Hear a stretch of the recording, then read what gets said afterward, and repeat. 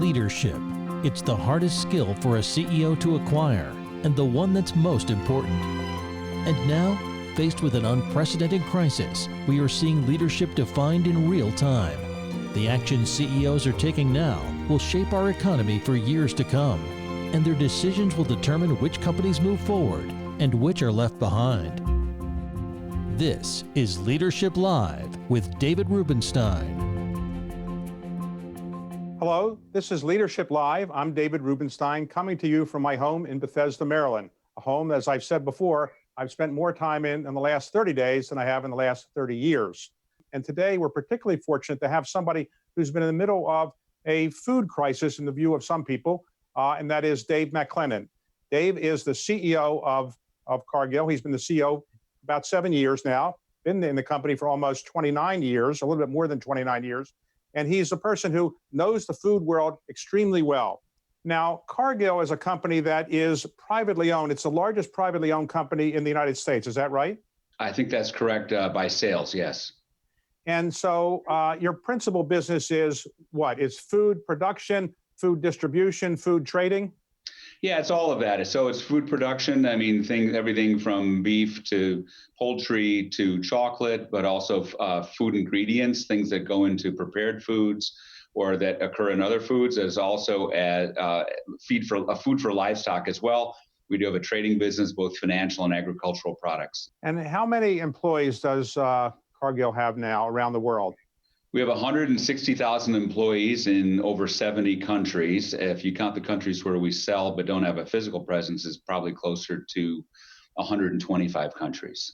This week, John Tyson, who's the head of Tyson Foods, a competitor of yours, I assume, in certain areas, said that the food chain was maybe breaking down in this country. We're going to have to close facilities. Do you agree with that? And are you worried that the food chain is breaking down? I think I would characterize it that the food supply chain is under strain, but there's a lot of supply chains that are under strain due to what's happening. And certainly there have been food production facilities in various parts of the country that have had to close because of illness or because of supply destruction. But I think basically the ability of us to produce food is still there. There are going to be momentary closings. Momentary isn't the right word, but we had a facility, a beef facility, that was closed for 17 days, but it's now back up and running and has been for the last week. So I think the food industry and the food supply chain is resilient. I think the people that work in it every day are resilient. So I think it's under strain, but I don't think it's broken. Well, in response to Mr. Tyson, I think the president issued an executive order today saying that under the Defense Production Act, he is going to, in effect, command that food production companies stay in business and make their workers go to work. Are you aware of that executive order, and do you think that's necessary to make sure that you can produce the food you want in your facilities? I am aware of it. I saw it on the headline right before we sat down together, so I don't know the details, but it's going to call the question of keeping the American public fed to keep food on the shelves, but also balancing that with the health needs and the concerns, and also the emotional health of the workers in the plants. So we're going to have to find the balance between the two. Of course, if you have illnesses at a plant such that you can't run, you don't have a choice. Or if you have certain vital functions in the plant that are ill and can't come to work, then you can't run the plant either. But so far, I think by and large, the industry has been able to run. We've had tremendous support from the USDA in terms of having the inspectors on site. You can't run a plant without USDA inspectors. So I think it remains to be seen of how we're going to manage that dynamic between the health and emotional safety and physical safety of the workers in the plants and the executive order, of which we're still studying the details. Well, let's talk about, for people that don't really understand exactly how meat is produced. Meat is produced in large facilities where people are working very closely together. So is the problem because they're so close together, you have to make certain that they're not going to get this virus? And how are you now doing that? And how might you do that under the new president's executive order? Well, I mean, we have taken a lot of different steps in the last 2 months since the virus began to expand. So everybody at our facilities is temperature checked before they come in. If they show any signs of any symptoms of COVID, they are asked to leave and quarantine for 14 days, not leave the facility, but leave the parking lot. Everybody has a face mask. We have no visitors are allowed in the plant. We have appropriate physical spacing in the lunchrooms. We put up plastic dividers if people can't have appropriate physical spacing. To your point, there's a lot of people in these facilities, a lot of brave and courageous people that come to work every day and that take their obligation to putting food on the shelves very seriously. There was a sign at one of our plants that someone had written that said, "Thank you to all the employees of this facility. You are feeding 22 million people a day." So the amount of production that's coming out of one beef facility is pretty substantial, but many steps have been taken to ensure the safety and health of the employees. So explain to people who are watching why, for example, people now have to, let's say, not produce as much food in certain areas because restaurants aren't open or places like McDonald's don't have as much traffic as they used to. How has this changed the food distribution and manufacturing business? Well, I mean, there's been a significant shift, as you would imagine, from food service to retail. And with restaurants, quick serve and white tablecloth and fast casual, all the different categories have been significantly impacted by stay-at-home orders. I would say this, that the orders for food service in the first 3 weeks, let's go back to March 1st, showed significant declines. There has been subtle increases in the last 3 weeks because I think number one is restaurants are getting used to whether it's curbside pickup or home delivery, takeout, whatever forms it may take. I think number two, consumers are getting used to it and becoming more comfortable with the idea of I can't go to my favorite restaurant. I'll do whether it's Uber Eats or one of the DoorDash or one of the services that can deliver to me, or sometimes the restaurants are delivering themselves. I think I just read that the average person in the United States eats roughly 5 meals a week outside of their home historically, and now it's maybe just 1 or 2. So people are eating more at home. And I guess if you're eating more at home, you're cooking more at home. And is it a different type of packaging that you need for producing food for people that are going to eat at home as opposed to selling it to restaurants or places like McDonald's? It is, because you're selling more individual packaging when you're cooking at home, or smaller packaging, as opposed to a McDonald's or a quick serve restaurant, or they may buy like bulk packages of eggs that they can use, or maybe they're prepared eggs, and so for sure the volumes that you see at the retail level are smaller, or portion sizes, I should say. The good news, and as I mentioned, we had the beef facility that was closed and it's reopened, is we had closed a couple of our egg facilities, since we are an egg supplier to various restaurants, quick serve restaurants around the country. And we have ramped up capacity in the last couple of weeks as we've seen examples of demand coming back. Now, obviously, at some point, these animals are going to be killed, the cattle or the chickens or the pigs. But now reports are that they're being killed earlier than normal because there's not enough demand for their meat. For example, pigs, there's not as much demand for pork, I guess, as before. So pigs or piglets are now being killed earlier than they would have otherwise been. Is that true? It's starting to show up. It's certainly starting to occur, and it's two pieces, David, which is one is demand. So as I mentioned, at food service, where people can't go out to eat, or the demand for curbside or delivery or pickup is not the same is lower than it is for in restaurants. So indeed, demand has come down on the food service side. There was a story in the local paper in Minnesota, which described a chicken farmer that raised the chickens to produce the eggs, that had to euthanize over 25,000 chickens simply because it becomes more expensive. The eggs are not being converted or sold into food service. But on the side, in the level of, or the component of pork and beef, I think more of that is about plants being closed. So yes, it's technically demand, but it's not necessarily demand at the consumer level. It's the fact that many plants have had to close that process beef and pork. And so then there's a backup in the supply chain. Panic buying was prevalent, let's say a few weeks ago. It seems to have leveled off, but is there going to be enough food for everybody? So should I go out and panic buy some things tonight, or is there going to be enough food in the food stores for me to get food anytime I want? It's going to depend on where you are, and it's going to depend on your proximity to where the food is produced, and also to the demographics and the buying profile of the local stores. But I would maintain that there is enough food in the system. You may see temporary supply disruptions. For example, you talked about pork, and pork production, for reasons that I talked about, and beef production is down about 25 to 30% from typical levels. But there's enough food in the system. The food supply chain is resilient. Chinese are supposed to buy a lot of food products from the United States. Do you think in light of their economy slowing down, they'll be able to do that? I do believe that they will be able to fulfill their commitments under the trade agreement that was cut.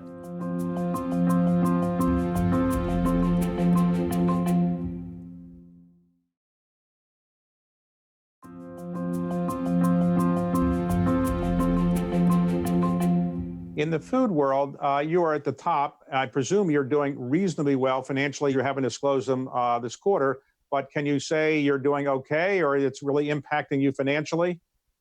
I'd say we're doing okay. I mean, as you said, we're private, so we have released our earnings. So in the fourth quarter, certainly a pickup in retail has been helpful, but there's also been demand destruction as I've talked about in food service. But I'd say we're doing okay. If you look at the stocks that have been hard hit in the food area are the food restaurants and chains like that. But the ones that are doing well, the ones that had problems before, packaged goods and packaged food products. Is that a surprise to you that many of them are now doing much better than before, like Kraft Heinz and so forth? It's not. I mean, you see the shift from eating away, and as you mentioned, an average of 5 meals a week. And maybe it's down to 1 or 0 just because they can't get to their favorite restaurants. But our family is cooking at home. We're cooking at home more than we ever have. And the fact is, companies, as you mentioned, Kraft Heinz or ConAgra or Campbell's, people are buying packaged foods, and they're buying shelf-stable foods. So they're buying things that are going to last for a while. And in some cases, there have been examples of panic buying and hoarding where people don't know how long this is going to last, and if supplies of their favorite foods are going to be available in a couple of weeks or a couple of months' time. So I think there's some accelerated demand. Are farmers suffering enormous financial losses, or are they being subsidized in effect by the U.S. government?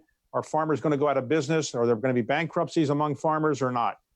Well, I'm very concerned about the farm community. So they've had the support, and certain components of the ag sector have had government support. But the fact is, as you were alluding to, work your way back on the supply chain. So if you have plants that go down because of illness or because of demand destruction, which means the livestock starts to back up and maybe some of the animals have to be euthanized.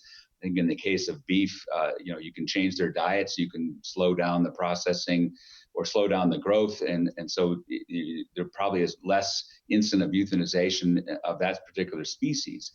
But then they all are also eating products. Their feed is grown by the farmers. And the majority of products that are grown in the U.S. of row crops go into feeding the livestock. So I am concerned about farmers. Prices have been low for a long time.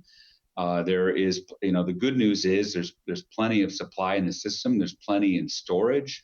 But it means that prices are low, and that, I think bankruptcies last year in certain segments of the ag sector were at record highs. So it's something that we're keeping a very careful and thoughtful eye on, and they're a community that needs to be supported. So if I wanted to invest in something in the food chain now, given where we are, should I invest in farming communities? Should I invest in producers of food? Should I invest in wholesalers? Should I invest in traders? Should I invest in retail, restaurants? What would you recommend? I think I think the switch from food service to retail, there's going to be some permanent level of shift, and you can see different statistics and different prognostications about how many restaurants are going to reopen, and certainly there'll be some that they were small or they were niche that won't be able to reopen. And therefore, I think retailers will pick up that demand. I also think I would call them healthy ingredients or organic foods, things like probiotics, prebiotics, are going to increase in popularity. Under the trade agreement that the Trump administration negotiated with the Chinese are supposed to buy a lot of food products from the United States. Do you think in light of their economy slowing down, they'll be able to do that? And do you see any evidence that they are doing it now?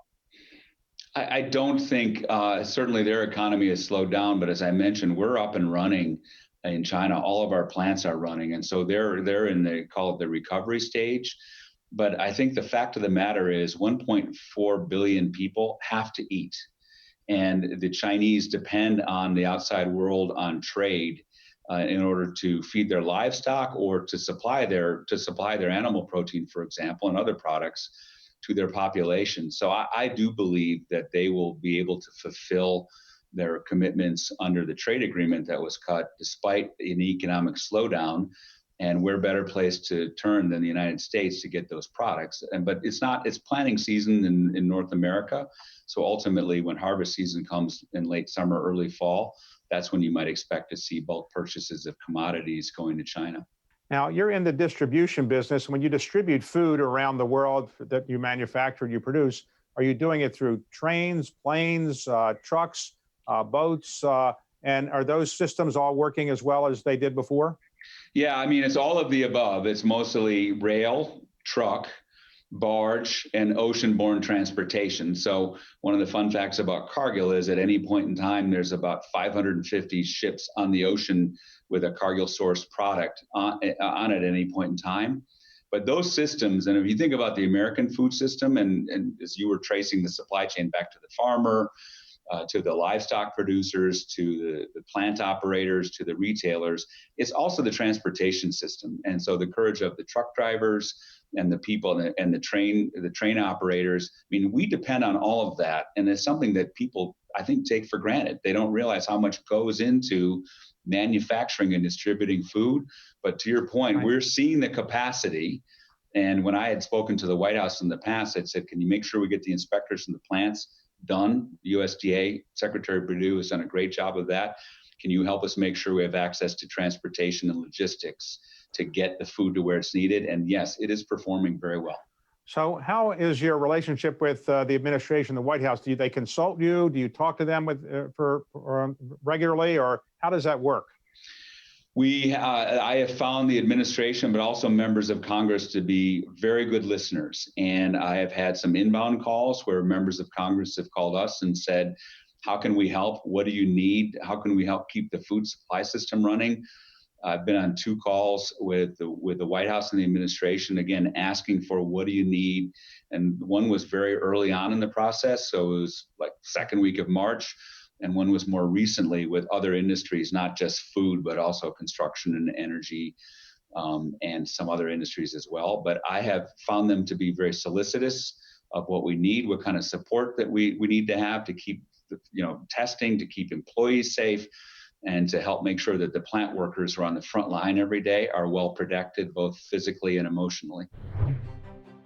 What lesson have you taken away from this experience? Are you going to manage your company differently in the future? The world's going to change, right? Economically and socially. Everything is going to change. And so we'll change along with it.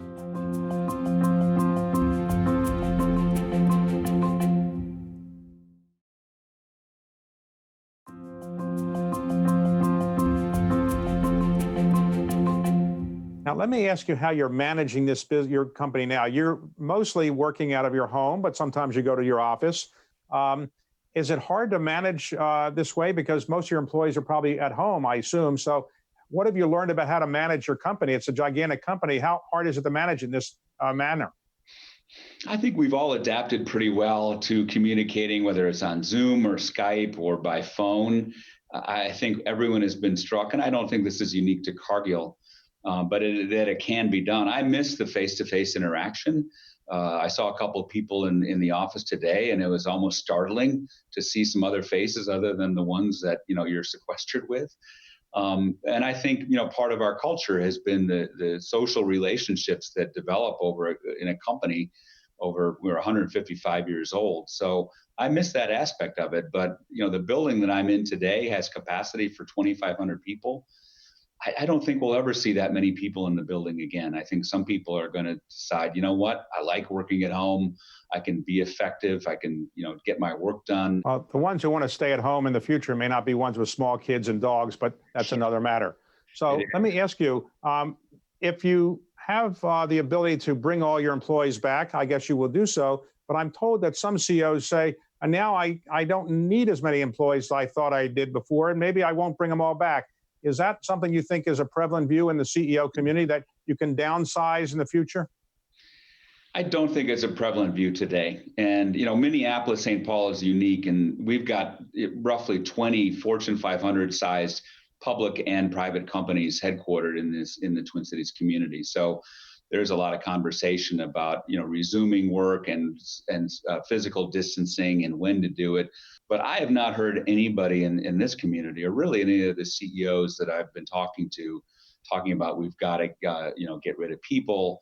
And actually, I really hope that what has happened changes the ethos of this country into realizing that the impact that this has had on the most vulnerable, on the people that are suffering the most, that has made it worse, and that there's more a sense of, the phrase that was being used prominently, as in the last year or two, is responsible capitalism. I hope that we don't have to lay anybody off, other than I've mentioned we've had to close some plants because of demand, but that's our objective. But I don't think anybody's thinking that way at this point in time. One of the phenomenon that I've been watching as well, which is often hard to believe, is the enormous amount of cars that are lined up for food in the United States at food banks or their equivalent. Are you surprised that there's so much demand for food from people who really, I guess now, probably can't afford to buy it in the normal prices? I'm not surprised. I mean, I think one of the things the crisis is highlighting is that the people that are most vulnerable are the people that are the hardest hit. And I think the fact is, food for many people is unaffordable or very expensive. And so I think so one of the things we're doing, and many companies are doing, is supporting food shelves and food pantries, not only with money, but also with in-kind donations and donations of meals. But the fact is, food is harder to get access to with the closure of some restaurants. And so the lines that we're seeing, it doesn't surprise me, to be honest with you. What lesson have you taken away from this experience? Are you going to manage your company differently in the future? Are you going to change a lot of things that you've done? Or basically you say, I got a pretty good system now and I don't need to change very much? Boy, I think, if we don't change, and if the world's going to change, right, economically and socially, everything is going to change. And so we'll change along with it. But I think the role of technology in our business and everybody's business has become more clear and more pronounced than ever. I think the resilience of the food system, the food supply chain, has really impressed me, of the people that are in the plants, the people that get the food to where it's needed. I think the way food is consumed, the way it's delivered, and the way people think about it is going to change dramatically. And so we're going to get in front of that. I mentioned healthy food ingredients, delivery systems that meet the new world where people are going to stay more isolated, more socially and physically distanced. We're going to have to change, and we will change. And we're already beginning our planning for that, for the future. So I always like to worry about something going wrong. I always look at the glass as being a half empty, I guess. So if I wanted to worry about something in the food world that you live in, what should I worry about? I would only say that, as I said, there may be some spot shortages of certain kinds of protein. You might not be able to get the exact cut of beef, pork, or chicken that you want to have, but ultimately the production is continuing. And the plants are coming back online to keep the food system safe and to keep it operating. But overall, I sleep very well at night, and I think you should too, David.